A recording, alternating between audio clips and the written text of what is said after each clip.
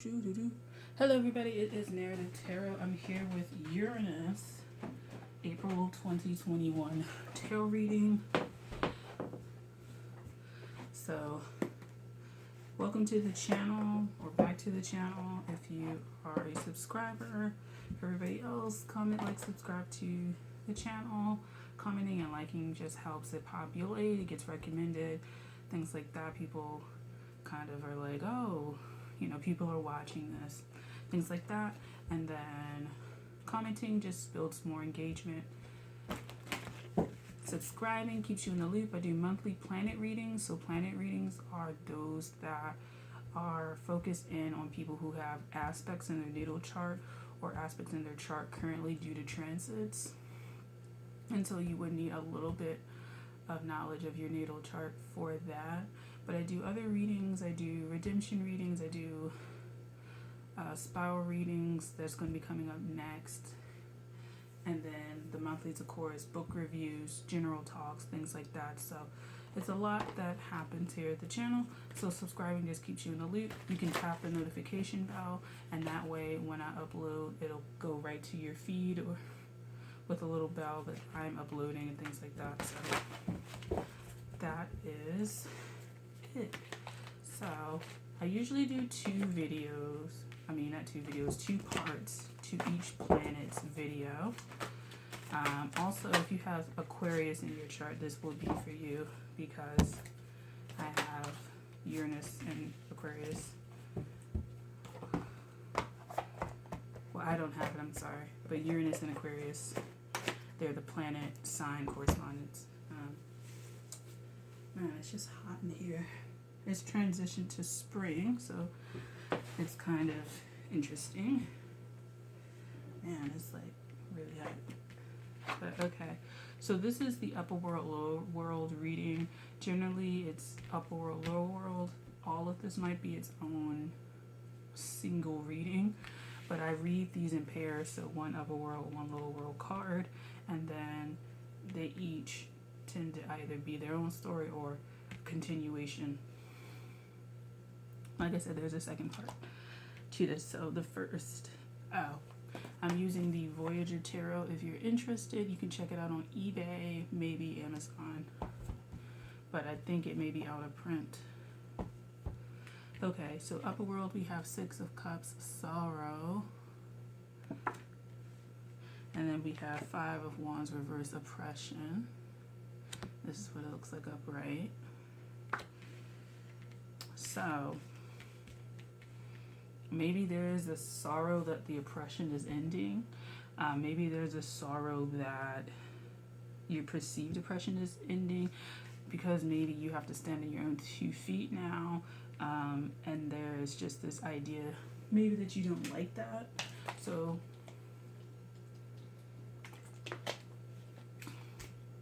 and it's not you not liking it. I think it may be a past life where you literally had I don't want to say a legitimate, but that the circumstances were such that you really did need that sort of crutch, or you needed that system to bolster you up. Now that you've uncovered a lot of stuff, it's going away. And so you may just be really unhappy with that, but it's because you transcended and transmuted enough energy. And I can definitely see this in my own life, but you transmuted enough energy to where you don't need those like karmic crutches, essentially.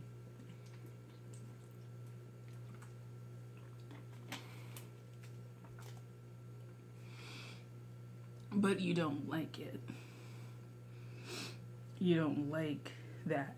And so this also ties in with the thumbnail that I have. So the thumbnails for April 2021 are some sort of prison jail aspect. So the pictures are going to be like barbed wires, fences, jail bars, things like that. And so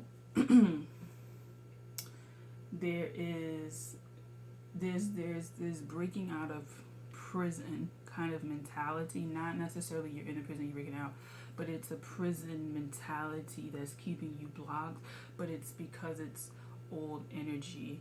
And so you're not really blocked because Aries season is a new astrological year, so you do have this space to do new things. It's just that there's a mental block. And that's something I felt when I was doing Marches. And I already had made up in my mind when I was doing Marches thumbnails that prison would be like, probably be the new thumbnail for this month. And this is why. I didn't realize that, but this is why. So this is going to be pretty short. I think for Uranus, I think you don't need a whole lot to be explained. I think that there's some things from the past life, not necessarily your past now, that are being transmuted and that really were a prison in your past life. So either you were really imprisoned, you were stuck in something you couldn't get out of due to contract, you had a disability or something that kept your mobility down, so you were imprisoned and confined in a particular space. You may have been confined to a particular caste in your society, things like that. Those things are being transmuted. And so once those shackles are off, you kind of feel like you expect to have some limitation, and there's no limitation anymore with regards to this stuff. So I don't know what it is for you. I don't know what past life stuff it is. I don't know what past stuff, is limiting you subconsciously now. But I do know that it's gone, that it's not really a force that's fighting with you. Rather, you're acknowledging it and letting it go. But in that letting go, there's just space, and that space is quite open, but you don't really know what goes in there because you've had this repressive kind of force on you for so long, for so many lifetimes. So it's kind of hard trying to figure out how to expand,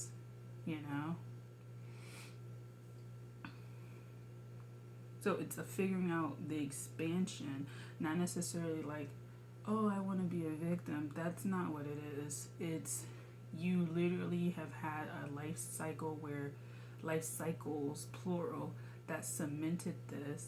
And now that it's broken up and it's blowing away, there's realization that that wasn't the reality that you were meant to carry on.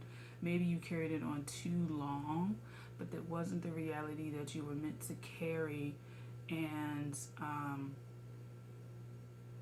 it's just a lot that is leaving. But it still feels oppressive. It feels like it may come back. So just pay attention to subconsciously like sabotaging it because you think that it's going to come back.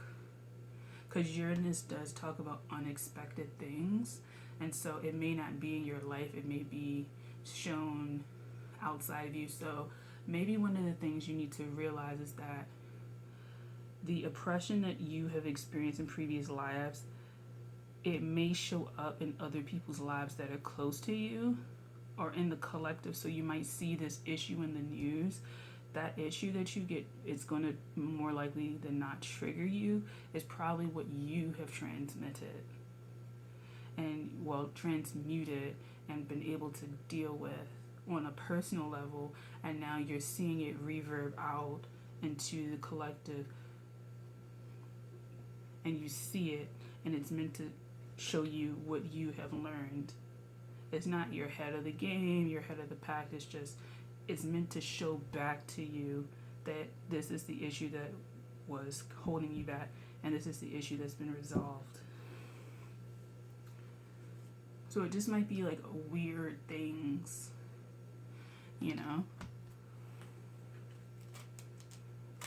that do that. What else?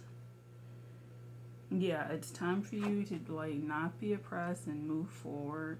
But definitely there's an acknowledgement that you need to have with regards to the past. I was going to say something else, but I kind of lost it. It's kind of a blip. I might have to rewatch this video and plug in videos about Aquarius, Pluto in Aquarius and things like that, that may be something that fascinates you guys or intrigues you guys. So I'll plug it. I'll put it in one of the cards or in the description box for you guys. But I think that this will help you in the future, because I think Pluto in Aquarius is going to be really transformative for a lot of people and the way they see the world and the way that they see themselves. And this is linked to that. So next we have the Star, and then Two of Worlds, Reflection. So it's almost like, I'm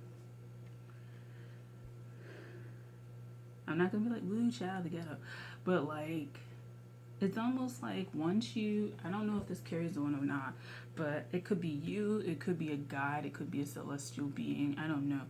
But there's this ascension. It's almost like your body either leaves Earth and goes into space and looks down, or your energetic body stretches so long that it stretches as long as the galaxy and you can look down. Like, it's something like that. Your perspective is changing, or your perspective on how you view things is changing. The perspective of your perspective is changing.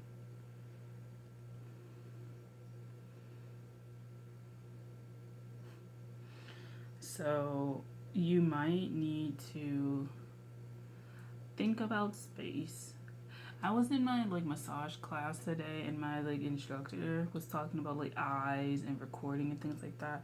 I think that is something that's helping you, the ability to see, move forward. So there might be a higher perspective that allows you to see. It could be a lot of clarity that you're getting so you can see. You might want to wear white or some sort of blue, frosty blue or something like that. I don't know. But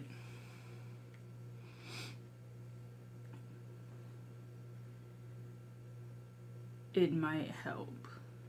That color resonance that color frequency might help you.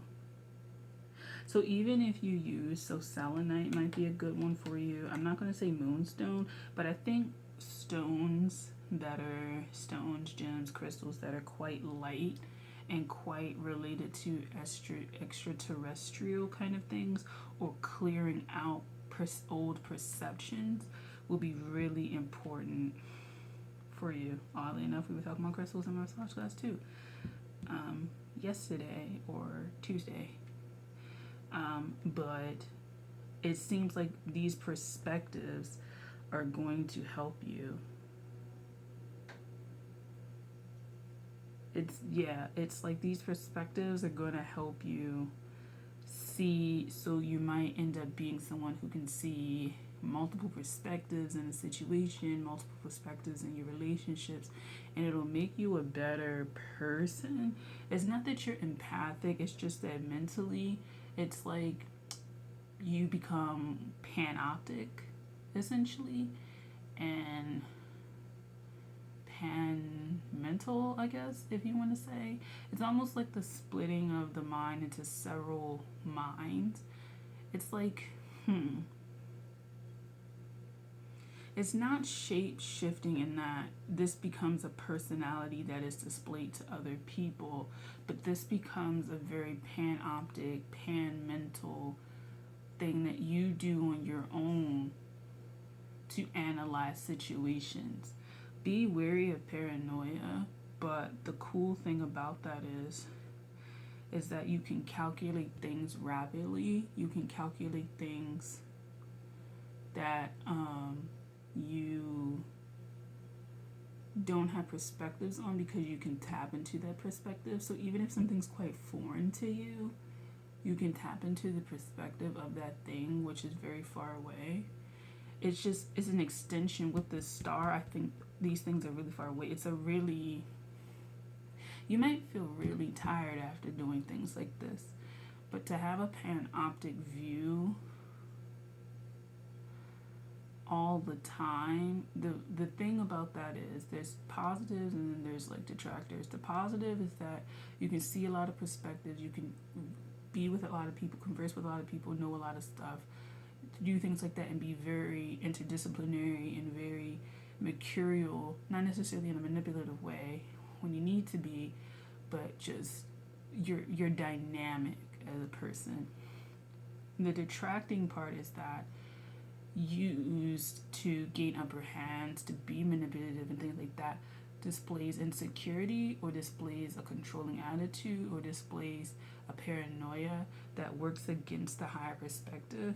Is that you have all of these perspectives but then they're clouded, and so that's not helpful. So be very wary for that. If you're going to take on a panoptic, pan-mental mentality, make sure that you're not dissociating. Once again, that Aquarium stellium that was in like February was like really hard for someone with no air. So just don't dissociate. I think like that's something. Be aware when you take on panoptic is that you are not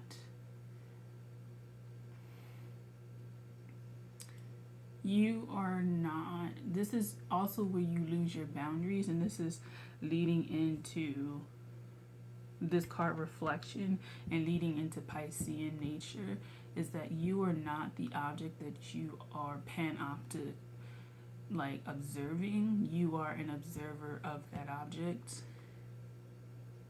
because it's like you become the observer of the object, and then you want to be the object that is observing as well.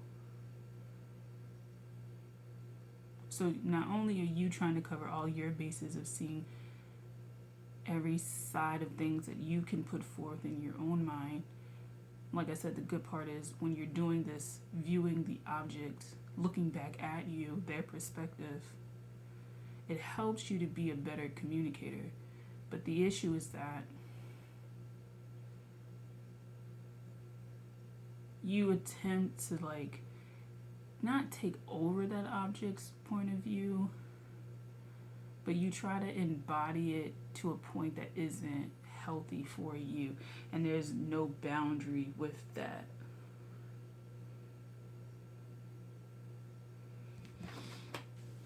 And you need to have boundaries, because that gets you in trouble when you move into Pisces season, or Piscean nature, or Neptunian energy. That gets you in trouble.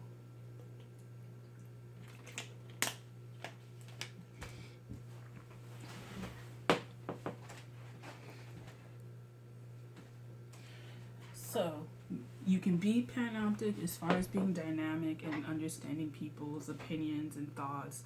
Well, not even thoughts, but their actions behind things and their perspectives on maybe why they act that way. But you are not the actual object that is viewing things. I think there's a little bit of a wall, because you can do that ability, you think you are that object, and that is the control aspect that will get you in trouble, because the reality blips on you, and you have a moment where you can't recognize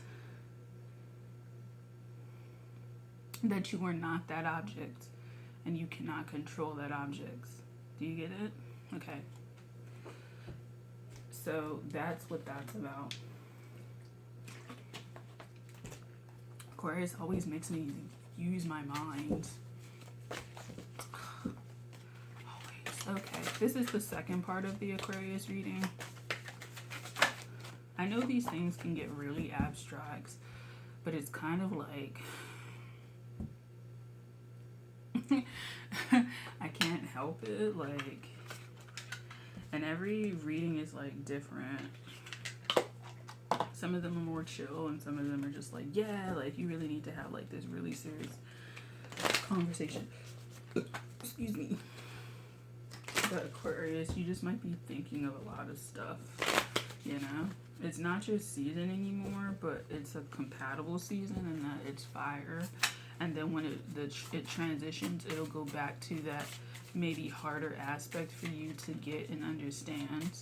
So you might end up having some sort of challenge with regards to that panoptic, pan-mental kind of way, and it may slow you down, and it may slow down your healing, and also you may have a panoptic, pan-mental karmic view of your life, or karmic view, so you can view all your past lives at once, all working out at once, and that may confuse you if you decide to work on them, because they are distinct and that they're each individual lives that were lived, but they are all playing a part in linearly moving you forward, you know. But you might get confused with that. It's not like a time thing, it's because you're literally looking at various perspectives that you forget that you're not in those perspectives anymore. You're not in that time period before. And so you might want to look out for like words from different time periods, or like music from different time periods, or something like that. Check my Instagram. I have a post about Pisces to Aries season and like past lives and stuff. It's a pretty short one. I'll probably link it too. But past life stuff is coming up, like I said, to deal with and to move forward. But that prison thing is still there. So yeah. Okay. I'm using the Secret Dakini Oracle. I think that's what this is called. And then this one is the Cyber deck, which this deck is always like angry at me because like I never use it. But it's because it's so like, I'm a Cancer Sun Leo Moon, so like this is not my energy. Okay, ally. Ally. And then the Wizard. You're going up against the Wizard. So you probably are going up against like the Wizard that looks like an ally, the ally that looks like the Wizard. Damn, this thing is like intense. Aquarius, what the hell are you going through? It's like really, really, y'all's central nervous system is like really overloaded. Like your CNS might be really overloaded. You might be in a, what is it, sympathetic system consistently. You gotta unplug that. There's like this little devil that's like needling you, that oppressive force that's needling you. Like this thing isn't going up without a fight. And at the bottom you have survival for the Secret Dakini. But like this thing isn't going up without a fight, but it's like the mental process of the Wizard. Oh, you know what? Okay. This could be shadow work too, with traumas and stuff, but traumas from your past life. You gotta make sure that you are the center of this panopticon, because if this is the center of the panopticon, there's problems with that. It's not like, oh, you're acting out of trauma. Like this is literally the panopticon. So whatever this wants to focus on, it's gonna focus on this. Like it's gonna focus on whatever lifetime. And it's like, depending on the energy, it may not be your energy either, but it could be energy that wants you to focus on specific lifetime just to throw you off. Because like I said, this thing doesn't look like it's going, like, this is the first time I've seen this card, first of all. So like, this may be a shock to you, but like, this thing is not going without a fight. This thing isn't going without like some sort of ruckus being caused. Is not. And it really is going to put up a fight. And because Aquarius is so mental, it's going to put up a mental fight. So take care of your mental health. If you need to talk to a therapist, go and talk to a therapist. If you need to go for a walk, go for a walk. If you need to talk to a psychiatrist, talk to a psychiatrist. But this isn't going anywhere without a fight. And you're going to need to be the Wizard and learn how to dislocate and dislodge that stuff, or go to somebody that can work with you to do it. Like, because this thing wants to be the Wizard. It's almost like a hacker trying to get into the system. And once they get all the passwords and once they get all the control, then that's when they start putting viruses and all that kind of stuff on the computer to crash it or to take it over and do with it what it will, to steal information or to steal whatever. This thing wants to steal something or take something or have some control over it or cause you to do X, Y, and Z. I don't know if it's your old lives that were darker. I don't know if it's darker energy coming up against you that somehow seeped its way in, and through circumstances that prove it to be correct, prove this ally to be correct, that you're on the wrong path or you have the wrong mental processes. It's this thing that's fucking with you that you need to dislodge and dislocate. And so the voices in your head are like, you know, take care of that, go to a therapist, deal with that. But this thing wants to win. I don't think it's you. I think this thing wants to win. I think it's something outside of you. Now, the only other thing I can say is that this thing may become the biggest ally, because it does this ally, the biggest ally that there is for you, that works for you. This could be a representation of your ancestor or deity or higher self or whatever that's guarding, protecting you. And they're letting you know they're going to put up a hell of a fight to protect you. But I feel like it's more of the first one than what I'm saying now. But for some of you, this is what it is. And it's something that you may have feared in childhood, but it represents, like, it's like if you went and saw statues that freaked you out, like that archetypal, physical, visual representation is actually a gift to you. It looks scary, but it's because it holds a certain energy that can ward off what you need. I'm thinking of like where the wild things are, and it might be one of those things that helps you. So if you had any like nighttime like terrors when you were young, and there were certain things that scared you in terms of like how they looked, like bears or something that scared you based on how they look, I'm not going to say that they're evil. I'm calming down now.